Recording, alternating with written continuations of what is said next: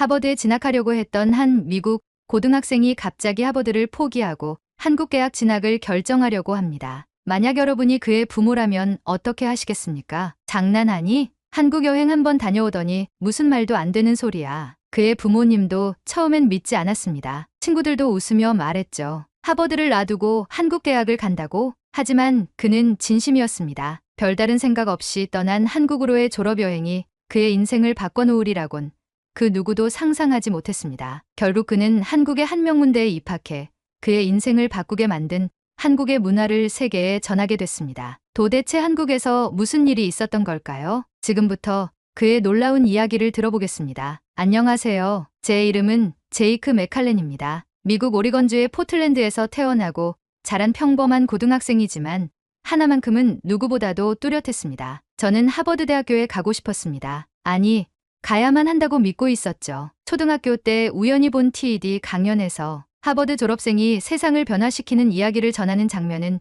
제 마음속에 불씨를 심었습니다. 그날 이후 제 책상 앞엔 하버드 로고가 붙어 있었고 아침에 일어날 때마다 그걸 보며 스스로를 다잡았습니다. 중학교 시절엔 주말마다 학원 대신 공공도서관에서 공부했고 고등학교에 입학하자마자 바로 AP 과목을 선택하며 누구보다 앞서 나가려 했습니다. SAT 점수는 만점을 받기 위해 3번이나 재응시했고 에세이, 첨삭은 유명한 멘토에게 비용을 들여가며 받았습니다. 방학이면 인턴십에 봉사활동까지 스케줄을 꽉 채워가며 이력서를 채워나갔습니다. 하버드는 저에게 그저 좋은 대학이 아니라 제 노력의 집합체였고 인생의 정답이었습니다. 그러던 어느 날 담임 선생님이 졸업을 앞둔 우리 반 학생들에게 해외 문화 체험 프로그램을 소개하셨습니다. 한국이라는 나라로 2주간 다녀오는 졸업여행 프로그램이었죠. 처음엔 솔직히 관심조차 없었습니다. 한국, 왜 하필 한국이지? 하는 생각만 들었습니다. 아시아는 제게 낯선 대륙이었고 졸업여행이라면 유럽이나 미국 동부가 더 어울린다고 여겼죠. 하지만 친구들의 권유와 인생에서 한 번쯤은 색다른 경험도 나쁘지 않다는 생각에 결국 신청서를 제출했고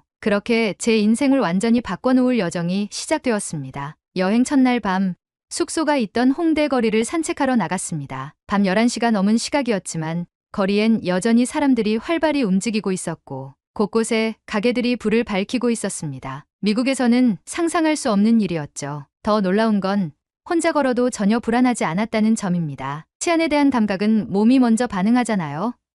그런데 한국에서는 거리 자체가 너무 안전하게 느껴졌습니다. 둘째 날엔 서울 시내 문화 투어가 있었습니다. 경복궁에서 전통 복장을 입고 사진을 찍었고 북촌한옥마을에서 조용히 시간을 보내며 도시 한가운데 존재하는 전통의 깊이에 감탄했습니다. 이 나라 사람들은 단지 과거를 보존하는 것이 아니라 그것을 현재의 일부로 함께 살아가고 있다는 느낌이 들었습니다. 그런 방식은 미국에서는 보기 힘든 풍경이었습니다. 하지만 제게 결정적으로 영향을 끼쳤던 경험은 여행 나흘째 참여한 서울대학교 외국인 체험 프로그램이었습니다. 사실 처음 일정표에서 그걸 봤을 때만 해도 그냥 캠퍼스를 둘러보는 정도겠거니 생각했습니다. 저는 이미 하버드 입학을 목표로 하고 있었고 한국의 대학이 아무리 좋다고 한들 제 결심을 바꿀 수는 없다고 생각했으니까요. 하지만 그날 제 안에서 무언가가 조금씩 무너지기 시작했습니다. 서울대에 도착하자마자 만난 광경은 예상과 달랐습니다. 단순한 전시용 안내가 아니라 실제 외국인 유학생들과 1대1로 매칭된 멘토링 프로그램이 준비되어 있었고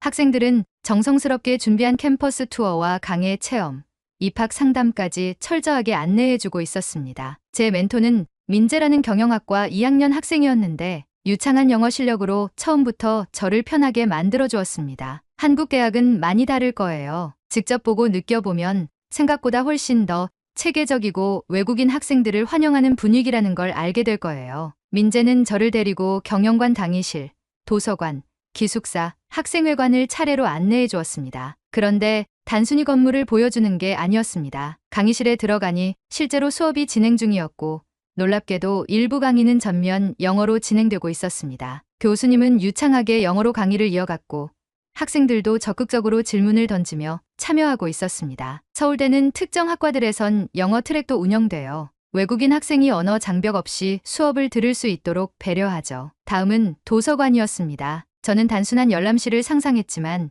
이곳은 완전히 다른 공간이었습니다. 수면 캡슐과 스터디룸, 최신형 컴퓨터들이 줄지어 있었고 세계 각국의 전공 서적이 영어로 구비되어 있었습니다. 더 놀라운 건 도서관 입구에서 민재가 제게 말한 한마디였습니다. 이용료요? 전부 무료예요. 학기 중엔 24시간 개방되기도 해요. 그 말을 듣는 순간 미국의 도서관에서 인쇄 몇 장 하려다 추가 요금을 낼까 조심하던 제 모습이 떠올랐습니다. 이곳은 학생들의 시간과 공간, 가능성을 아낌없이 열어두는 곳이었습니다. 기숙사도 인상 깊었습니다. 호텔처럼 잘 갖춰진 내부 시설은 물론이고 외국인 학생 전용 플로어가 따로 있어 문화적 충돌을 최소화하려는 배려가 느껴졌습니다. 각 층에는 멘토 역할을 하는 RA가 상주하고 있었고 일상생활부터 행정지원까지 도와준다는 설명에 감탄이 절로 나왔습니다. 점심시간 학생 식당에서 먹은 한식은 단돈 3,000원이었습니다. 영양까지 고려된 식단이었고 외국인도 메뉴 선택에 어려움이 없도록 영어와 사진이 병기된 안내판이 있었습니다. 민재는 제게 조심스럽게 물었습니다. 미국 대학은 이런 부분 어떤가요? 저는 대답을 망설였습니다. 확실히 미국 대학은 명성도 있고 훌륭한 교수진도 있지만 학비 부담은 말도 안 되게 컸고 시스템도 항상 효율적이진 않았습니다. 학생을 위해 존재하는 공간이라는 느낌보다는 내가 그 시스템에 적응해야만 한다는 압박이 강했죠. 시야를 마치고 민재가 제게 말했습니다. 외국인 전형은 해마다 늘고 있어요. 지원 서류도 많이 간소화됐고 성적 외에도 동기나 관심 분야를 많이 봐요. 장학금도 전액 지원 가능한 것들 많고요. 특히 아시아 지역 학생보다 북미 출신 지원자는 수가 적어서 오히려 더 경쟁력이 있을 수 있어요. 그 말에 저는 충격을 받았습니다. 처음으로 하버드보다 더 현실적이고 저를 진심으로 환영해주는 교육이 이곳에 있을지도 모른다는 생각이 들었기 때문입니다. 그날 밤 숙소로 돌아온 저는 잠을 이루지 못했습니다. 노트북을 켜고 서울대학교를 비롯한 여러 한국 대학들의 외국인 입학 정보를 다시 찾아보기 시작했습니다. 단순히 장학금이나 커리큘럼만 본 게 아니었습니다. 수많은 학생들의 후기, 교수 인터뷰, 실제 외국인 유학생들의 블로그까지 찾아봤습니다. 그들은 입을 모아 말했습니다. 처음엔 낯설었지만 이젠 한국이 내 집 같다고. 그 순간 저는 깊은 고민에 빠졌습니다. 내가 정말 원하는 것은 무엇인가? 나는 지금까지 단 한 번도 나에게 맞는 길이 무엇인지 스스로 묻지 않았던 것 같습니다. 모두가 박수 쳐주는 길, 모두가 선망하는 목표를 향해 달렸지만 정작 그 안에서 저는 점점 공허해지고 있었던 건 아닐까요? 서울대 방문 프로그램이 끝난 날, 저는 숙소로 돌아오는 버스 안에서 창밖만 바라보고 있었습니다. 복잡했습니다. 머릿속이, 마음속이, 인생 전체가. 처음 이 여행을 떠날 때만 해도 전혀 상상하지 못했던 질문이 제 안에서 자라나고 있었습니다. 하버드 대신 한국에서 대학을 다닌다면? 호텔 방으로 돌아오자마자 저는 부모님께 전화를 걸었습니다. 통화 버튼을 누르는 손이 조금 떨렸습니다. 전화를 받으신 아버지의 목소리는 늘 그렇듯 차분했지만 제가 내뱉은 첫 마디의 분위기는 금세 무거워졌습니다. 아빠, 나 한국에서 대학 다니는 걸 진지하게 생각해보고 있어. 잠깐의 침묵, 그리고 낮고 단호한 목소리. 무슨 소리냐, 제이크. 너 하버드를 위해 몇 년을 준비했는데 그걸 지금 포기하겠다고? 그게 아니라 이건 단순한 여행이 아니었어. 내가 직접 보니까 한국의 대학 시스템이 너무 뛰어나고 무엇보다 나 자신이 그 안에서 진짜 배우고 싶다는 느낌이 들었어. 이번엔 어머니가 전화를 바꿔 받으셨습니다. 평소 감정 표현이 많지 않으셨던 어머니가 울먹이며 말했습니다. 제이크, 넌 우리 가족의 자랑이야. 하버드는 내 꿈이었잖니. 지금 이 여행이 잠깐의 감정일 수도 있어. 돌아오면 다시 생각해보자. 그날 밤 저는 혼자 호텔 방에 앉아 한참을 고민했습니다. 정말 내가 감정에 치우쳐 섣부른 결정을 하려는 걸까? 아니었습니다. 이건 일시적인 흥분이나 단순한 반항이 아니라 제가 처음으로 내 인생을 내가 선택하고 싶다는 갈망이었습니다. 한국에서의 며칠 동안 저는 단 한 번도 남들이 원하는 길을 걷고 있다는 느낌을 받지 않았습니다. 도서관에서 공부하는 학생들, 열정적으로 발표하는 강의실의 분위기, 그리고 저를 따뜻하게 맞이해준 민재처럼 누군가의 선택을 존중하는 문화, 그 모든 것에서 여기는 내가 있어도 괜찮은 곳이라는 확신이 생겼습니다. 돌아가는 날 인천공항의 창밖을 바라보며 저는 속으로 중얼거렸습니다. 나 다시 올 거야. 그냥 여행자가 아니라 이 나라에서 배우는 학생으로. 귀국 후 학교에 복귀하자마자 상담 선생님께 면담을 요청했습니다. 한국 대학 진학에 대해 진지하게 상담을 받고 싶다고 말씀드리자 선생님은 조금 놀라셨지만 진심 어린 눈빛으로 제 말을 들어주셨습니다. 제이크, 너 정말 대단하구나. 하버드에 이미 합격해 있는 상태에서 다른 길을 본다는 게 얼마나 어려운 결정인지 알아. 하지만 한국 유학이 내 진심이라면 우리가 함께 준비해보자. 그날 이후 저는 한국대학 입학 전형 자료를 더 깊이 파고들기 시작했습니다. 공인영어 성적, 고등학교 성적, 자기소개서, 추천서 모든 조건을 하나씩 체크하며 자료를 정리했습니다. 문제는 주변의 시선이었습니다. 친구들은 처음엔 장난인 줄 알았습니다. 하버드를 놔두고 한국 대학? 너 미친 거 아냐? 유학이라면 영국이나 캐나다도 있는데 왜 하필 한국이야? 하지만 저는 설명했습니다. 그리고 무엇보다 서울대 캠퍼스에서 느꼈던 강의의 깊이, 도서관의 진정한 의미, 학생들을 위한 시스템과 배려, 그리고 그 안에서 나 자신이 느꼈던 정말 공부하고 싶다는 마음을요. 한 친구는 결국 제 이야기를 듣고 이렇게 말했습니다. 야, 듣고 보니 진짜 멋있다. 너 진짜 내 길 가는 거구나. 지원서를 쓰는 과정은 결코 쉽지 않았습니다. 미국 대학 입시는 익숙했지만 한국식 전형은 처음이었기에 번역 자료를 찾아야 했고 제출 형식 하나하나 신중히 확인해야 했습니다. 특히 자기소개서에서는 제 마음을 최대한 진심으로 담으려고 했습니다. 하버드를 위해 살아온 10년, 그리고 서울에서의 며칠이 어떻게 그 모든 걸 흔들었는지를 고백하듯 써내려갔습니다. 하지만 부모님을 설득하는 일은 지원서를 쓰는 일보다 훨씬 더 어려웠습니다. 졸업여행을 끝내고 제가 하는 행동을 보고 있었던 부모님이 계신 집은 묘한 침묵이 흐르고 있었습니다. 제가 아무리 관련 자료와 장학금 제도, 커리큘럼의 탁월함을 정리한 내용을 보여드려도 시큰둥하셨습니다. 하루는 어머니에게 다시 이야기를 꺼냈습니다. 어머니께서는 다정하게 받아주셨지만 어머니의 목소리는 평소보다 단호했습니다. 제이크, 넌 너무 감정적으로 결정하고 있어. 내가 본 건 겨우 며칠짜리 경험이야. 그걸로 인생을 바꾸겠다고?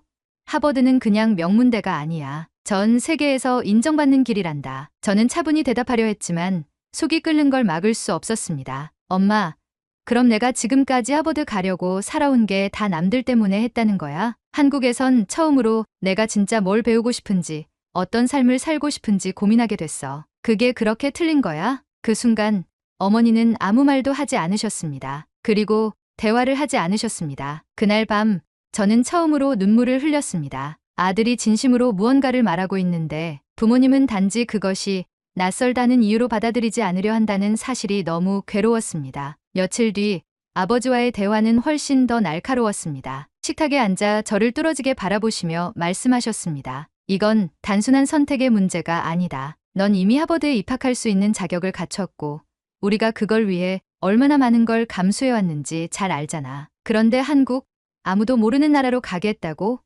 그게 우리 가족의 미래를 위한 길이냐? 저는 조용히 숨을 들이마시고 대답했습니다. 아빠, 전 처음으로 스스로의 길을 생각해 본 거예요. 그동안은 제가 정말로 뭘 원하는지, 어떤 환경에서 공부하고 싶은지 생각할 틈도 없이 무조건 앞만 보고 달렸어요. 하지만 한국에선 그걸 느꼈어요. 내가 배우고 싶은 환경, 나를 인간으로 존중해주는 학교, 학생 중심의 시스템이 거기에 있었어요. 그 말에도 아버지는 고개를 저으셨고 대화는 감정적으로 끝났습니다. 하지만 저는 포기하지 않았습니다. 그날 이후 매일 저녁 하루에 한 가지 주제를 정해서 부모님과 대화했습니다. 서울대 커리큘럼 분석, 외국인 장학금 지원 현황, 한국에서의 외국인 취업 가능성, 졸업 후 진로, 방향성 등 철저히 데이터를 기반으로 감정이 아니라 논리로 설득하려 노력했습니다. 한 장의 감정적인 편지도 함께 첨부했습니다. 엄마, 아빠, 저는 도망치려는 게 아니에요. 더 어려운 길을 선택하려는 거예요. 그리고 이건 단 한 번뿐인 제 인생이잖아요. 그러던 어느 날 저녁,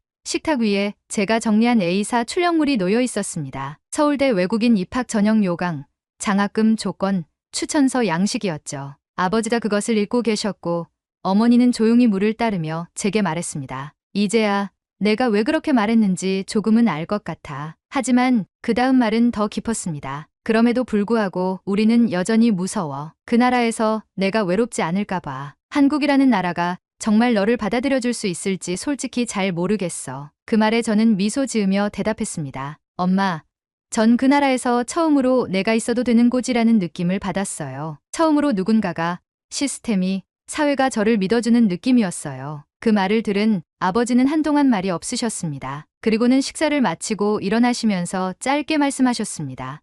그래, 그럼 해보자. 대신 끝까지 책임지고 내가 선택한 길이라는 걸 잊지 마라. 그날 밤 저는 오래도록 잠들지 못했습니다. 그건 두려움 때문이 아니었습니다. 오히려 너무도 기쁜 마음에 감격과 해방감이 밀려왔기 때문이었습니다. 부모님의 신뢰는 제가 한국에서 새로운 삶을 시작할 수 있는 진짜 용기를 준 순간이었습니다. 그렇게 한국 서울대로의 진학이 결정되고 드디어 여행이 아닌 새로운 삶으로서의 여정을 시작하게 되었습니다. 한국행 비행기에 올랐을 때 제 심장은 여전히 두근거리고 있었습니다. 그건 설렘만이 아니었습니다. 두려움과 기대, 긴장과 자유가 뒤섞인 복잡한 감정이었죠. 이 파커가서를 손에 쥐고 있었지만 막상 모든 것을 뒤로하고 완전히 새로운 나라에서 살아간다는 것은 생각보다 무거운 일이었습니다. 서울대학교 외국인 유학생 오리엔테이션은 꽤나 잘 준비되어 있었습니다. 다양한 국적의 학생들이 모였고 다들 눈빛이 반짝였습니다. 저는 그 안에서 특별히 튀지 않는 한 명일 뿐이었습니다. 하지만 동시에 저는 그 누구보다도 진지했고 누구보다도 이 선택을 위해 많은 것을 내려놓았다는 사실을 알고 있었습니다. 기숙사에 배정받고 강의 수강 신청을 마치고 첫 수업을 들은 날, 교수님은 영어로 강의를 진행해 주셨고 학생들은 조용히 노트북에 필기를 이어갔습니다. 이 정도면 잘 해낼 수 있겠구나 생각하며 안도하던 그 순간 첫 번째 위기는 예상치 못하게 찾아왔습니다. 점심시간 한국인 친구들과 함께 학생 식당에 갔습니다. 다들 자연스럽게 음식을 고르고 자리에 앉았고 저도 그 흐름을 따라잡으려 애썼습니다. 그런데 반찬 코너에서 김치를 처음 먹어보고 깜짝 놀란 표정을 지었던 것이 화근이었습니다. 옆에 있던 어떤 학생이 농담처럼 말했습니다. 김치도 못 먹으면서 한국에서 대학을 다니겠다고? 그 말은 장난처럼 들렸지만 제게는 칼처럼 꽂혔습니다. 주변 사람들도 웃었지만 저는 순간 얼어붙었습니다. 그 농담이 단순한 문화 차이에서 비롯된 말인지 아니면 제가 외국인이라는 이유로 조롱당한 건지 알 수 없었습니다. 그날 밤 저는 처음으로 내가 여기서 버틸 수 있을까라는 의문을 품게 되었습니다. 낯선 음식, 빠른 말투, 예의와 암묵적 규칙들이 존재하는 한국 사회는 생각보다 훨씬 복잡하고 조심스러웠습니다. 하버드를 포기하고 선택한 이 길이 단순한 이상향의 환상이었던 건 아닐까 하는 회의가 들기 시작했죠. 하지만 그런 저를 다시 일으켜 세워준 건 놀랍게도 그 농담을 던졌던 학생이었습니다. 며칠 뒤 그 친구는 조용히 제게 다가와 말했습니다. 그날 미안했어. 너랑 친해지고 싶어서 장난친 건데 불편했다면 정말 미안해. 그 말을 듣는 순간 저는 어리석게도 혼자 너무 많은 것을 오해하고 있었다는 걸 깨달았습니다. 한국인들이 무뚝뚝하거나 배타적이라는 건 오해였습니다. 오히려 그들은 낯을 많이 가리지만 한 번 마음을 열면 진심으로 다가오는 사람들이었습니다. 그 친구는 이후 제게 많은 도움을 줬고 자연스럽게 다른 한국인 학생들과도 어울리게 되었습니다. 김치도 이젠 잘 먹습니다. 입맛이 아니라 마음이 열린 거죠. 하지만 위기는 한 번으로 끝나지 않았습니다. 두 번째 위기는 생각지도 못한 곳에서 찾아왔습니다. 학기 중반, 저는 중간고사 준비로 도서관에서 밤을 새우는 날이 많아졌습니다. 그날도 새벽 2시까지 공부하다가 기숙사로 돌아가는 길이었습니다. 갑자기 어금니 쪽에서 극심한 통증이 느껴졌습니다. 예전에 미국에서 치료받은 충전재가 떨어진 듯한 느낌이었습니다. 너무 아파서 얼굴이 일그러졌고 식은땀까지 났습니다. 문제는 병원 시스템을 잘 몰랐다는 겁니다. 미국이라면 예약하고 보험 확인하고 며칠은 기다려야 하는 과정이었기에 당황한 저는 그냥 참고 자자고 생각했죠. 그때 기숙사 룸메이트인 한국 학생이 이상함을 눈치채고 다가왔습니다. 제이크, 어디 아파 보여? 무슨 일이야? 사정을 들은 그는 당황하지도 않고 바로 말했습니다. 지금 당장 치과 가자. 여긴 24시간 응급 치과도 있어. 저는 믿기지 않았습니다. 새벽 2시에 치과를 간다고?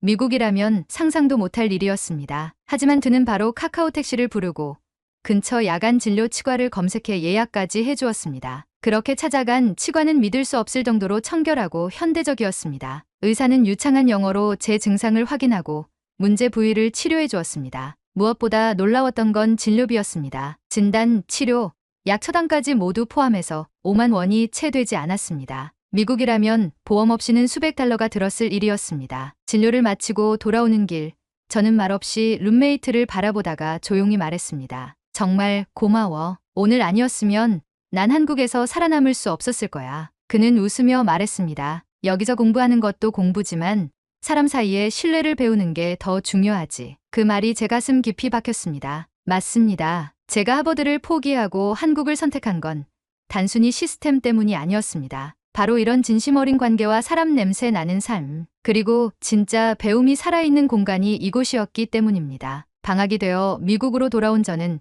한국에서 경험한 그 모든 것을 그냥 제 안에만 간직하고 싶지 않았습니다. 친구들과 선생님, 마을 사람들에게 제가 본 한국을 보여주고 싶었습니다. 그래서 작은 문화 행사를 열었습니다. 한식 요리 체험, 한글 캘리그래피, 한국 드라마 상영, 그리고 서울대 기숙사 라이프에 대한 토크까지. 처음엔 반신반의하던 사람들이 시간이 갈수록 몰입했고, 어떤 친구는 너처럼 한국 가고 싶어졌다고 말해주었습니다. 저는 그날 한국이 단지 제 인생을 바꾼 나라가 아니라 이제는 제가 누군가의 인생을 바꾸는 시작이 될 수 있다는 걸 깨달았습니다. 그리고 그 순간 확신했습니다. 이 길을 선택하길 정말 잘했다고요.